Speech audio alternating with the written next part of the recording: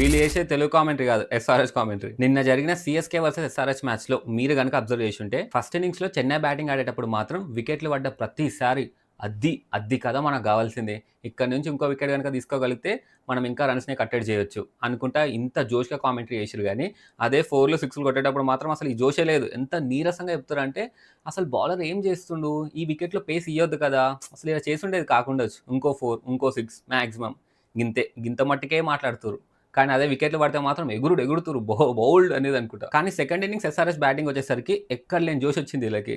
ఎట్లా అంటారంటే కాటేరమ్మ కొడుకు విజృంభిస్తున్నాడు. అభిషేక్ షేక్ ఆడిస్తున్నాడు. అండ్ శాందార్ కిషన్ నుంచి మరో 6 అనుకుంటా ఇంత జోష్‌ల కామెంటరీ చేసిర్రు. అండ్ ఈవెన్ ఎస్ఆర్‌హెచ్ కాకుండా వేరే టీమ్స్ ఆడేటప్పుడు కూడా వీళ్ళు ఎట్లా కామెంటరీ చేస్తుర్రంటే ఇవాళ ఈ టీమ్ ఓడిపోతే బాగుండు. దీనివల్ల మనకు ప్లే ఆఫ్‌కి పోయే ఛాన్స్ ఇంకా పెరుగుతది అని ఇట్లా బయాస్డ్‌గా కామెంటరీ చేస్తుర్రు. మీరు హోమ్ టీమ్‌ని సపోర్ట్ చేయడంలో తప్పు లేదు. కానీ కామెంటరీ ప్యానెల్‌లో కూర్చొని వన్ సైడెడ్‌గా బయాస్డ్‌గా మాట్లాడడం మాత్రం తప్పు. ఇప్పుడు మళ్ళా కామెంట్‌లలో వచ్చి నువ్వు సీఎస్‌కే ఫ్యాన్‌వి అందుకే ఇట్లా మాట్లాడుతున్నావు.